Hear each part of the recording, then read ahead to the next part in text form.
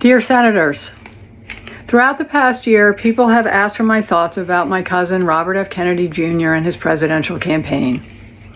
I did not comment, not only because I was serving in a government position as United States Ambassador to Australia, but because I have never wanted to speak publicly about my family members and their challenges.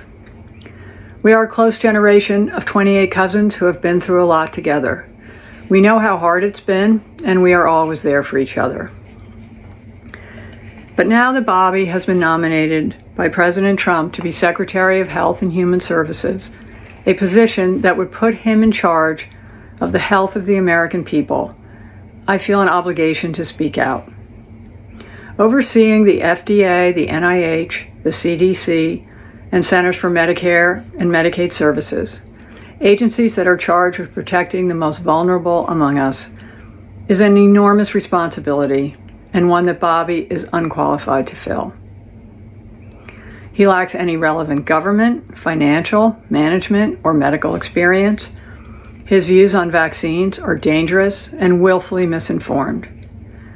These facts alone should be disqualifying.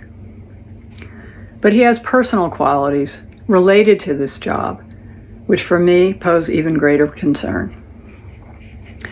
I've known Bobby my whole life. We grew up together.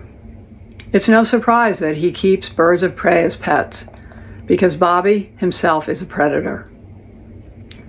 He's always been charismatic, able to attract others through the strength of his personality, his willingness to take risks, and break the rules. I watch his younger brothers and cousins follow him down the path of drug addiction. His basement, his garage, his dorm room were always the center of the action, where drugs were available, and he enjoyed showing off how he put baby chickens and mice in a blender to feed to his hawks. It was often a perverse scene of despair and violence. That was a long time ago, and people can change. Through his own strength and the many second chances he was given by people who felt sorry for the boy who lost his father, Bobby was able to pull himself out of illness and disease. I admire the discipline that took and the continuing commitment it requires. But siblings and cousins who Bobby encouraged down the path of substance abuse suffered addiction, illness, and death, while Bobby has gone on to misrepresent, lie, and cheat his way through life.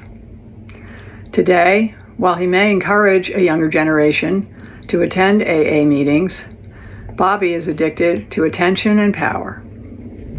Bobby preys on the desperation of parents of sick children, vaccinating his own kids, while building a following hypocritically discouraging other parents from vaccinating theirs.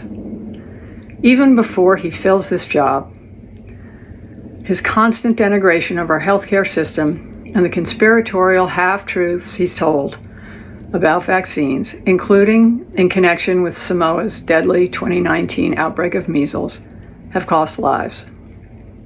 And now we know that Bobby's crusade against vaccination has benefited him in other ways too. His ethics report makes clear that he will keep his financial stake in a lawsuit against an HPV vaccine.